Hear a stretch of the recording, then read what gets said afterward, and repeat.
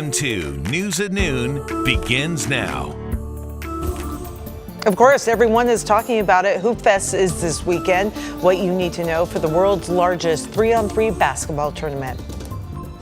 And we have absolutely stunning and beautiful weather outside right now, but it's next week when the weather conditions will turn much hotter for the inland Northwest. And a big court decision for ski resorts in Idaho will explain the decision and how it impacts the skiing community. Hi, everyone. Thank you for being with us here on KREM News at Noon. I'm Laura Papetti. We appreciate you joining us on this absolutely spectacular afternoon. We are expecting some hot temperatures this weekend as we sort of move towards that 3-on-3 basketball tournament, a little something we call Hoopfest. Meteorologist Thomas Patrick is joining us now with how the warm-up is going to impact us all. Hi, Thomas. Yeah, a little bit of a temperature swing for the last part of this week. Honestly, temperatures might trend just a shade cooler or really just lower by a couple degrees for today, tomorrow, and Saturday. So Saturday will look pretty nice for Hoopfest, but then it starts to get a lot hotter for Sunday and then into the first half of next week. As for our current temperatures, this is just absolutely beautiful out right now, between about 72 and 74 degrees with a bit of a gentle breeze out here, but not even complaining about that. Honestly, feels so nice out here. I do think we'll get between about 77 and 80 degrees for our high temperature today. A couple fair weather cumulus clouds overhead, but this is about as picture perfect as we can draw it up. So yes, while temperatures might trend a little lower today compared to the first half of this week, it's not going to stay that way for very long. First of all, a little extra cloud cover might sneak its way over the Cascades, and there could actually be a few stray showers right along the Canadian border, like literally the Canadian border and then northward into British Columbia. Not unlike what happened yesterday. But if you're looking at the Hoopfest forecast, well, here you go. Saturday, perfect weather outside. High temperature is probably right at about 80 degrees. Sunday is when things start to turn over a little bit warmer overall. In fact, it will probably feel like it's well into the 90s by Sunday, and then it definitely will be in the 90s for early next week. So coming up, we'll show you how long our next heat wave is going to be and which days we've placed under our weather impact alert days as well. So that forecast is coming up in about 10 to 15 minutes here. Thomas, thank you. Coming in new at noon, the Spokane Regional Emergency Communications formally terminated its contract with the Spokane Fire Department. The SREC, known as SHREC, stated in an email this morning that the decision follows the conclusion of mediation efforts, which did not result, they say, in a sustainable resolution. They say there will be a 6-month transitional period for the city to establish its own services. And certainly this is a developing story. You can keep up to date with us on KREM.com. And of course, coming up tonight on KREM News, starting at 4 o'clock. Lots of questions there. Both I-90 Maple Street on and off ramps will be closed tonight. We want to let drivers know about this. WashDOT is adding some new pavement to the road for preventative maintenance. There's just several spots in there where we've had kind of chronic potholes and other areas where we're starting to see decay of the asphalt itself. So the westbound I-90 on-ramp will be closed from 8 p.m. to 5 a.m. tonight. The eastbound off-ramp will be closed from 10 o'clock tonight to 5 a.m. This will also impact the right lanes on I-90 near the ramps while crews work. So just kind of wanting to prepare everyone to go nice and slow around there. Drivers can use the Monroe Street on-ramp, and eastbound drivers can use the Division Street off-ramp. So lots of information there. You can always check it out on KREM.com. Highway speed cameras are no longer along I-90 near Liberty Lake.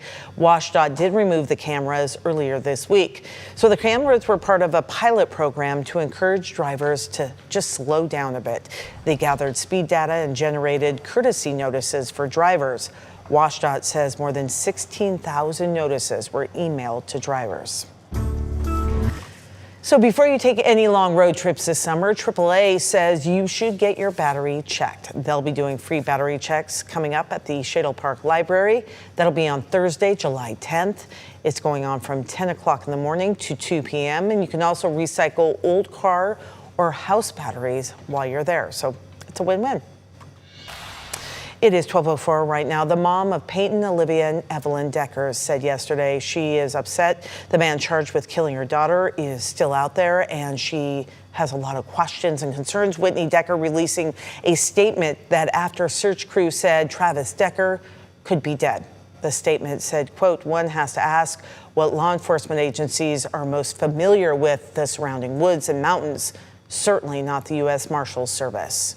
So again, this is from the mom. The Chelan and Kittitas County Sheriff's Office are helping search with U.S. Marshals. Both say they are still actively looking for Decker and say none of the tips they've received have given any proof that he is even in the area. Kittitas County is redirecting some of their resources to recovery in case Decker died trying to evade investigators. So we'll certainly keep up to date on that. In the meantime, the Idaho Supreme Court ruled in favor of Sun Valley Ski Resort this week. It's a decision that so many ski resorts in that state had been waiting to hear. Now, back in 2019, a man died after he ran into snowmaking equipment while skiing at Sun Valley Resort. His wife sued the resort. She said they could have done more to protect her husband. A lower court initially ruled in favor of the resort. Then a higher court reversed the decision, saying it needed more consideration. The case eventually ended up in front of the state Supreme Court, and the court made its decision based on whether Sun Valley Resort followed what's called the Ski Liability Act when marking equipment. David Alden with Soldier Mountain says smaller ski areas would have not been able to keep up with the increased costs if the outcome of this case had gone differently. There's been a lot at stake. A negative finding here, or had this finding not gone our way or the way of Sun Valley, it would have resulted in increased insurance costs and all other sorts of difficult impact on the industry. The ruling says skiing is an inherently risky sport and that skiers willingly take part when they put on those skis. Medicaid cuts do not only impact Washingtonians on Medicaid. I really want to emphasize this. It will send shockwaves through our entire healthcare system, impacting Washingtonians in every corner of our state, whether they rely on Medicaid or not.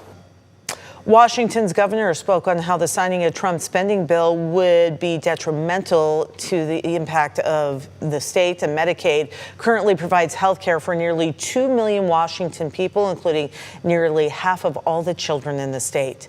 If President Trump signs the spending bill into law, over 274,000 people could lose their health insurance.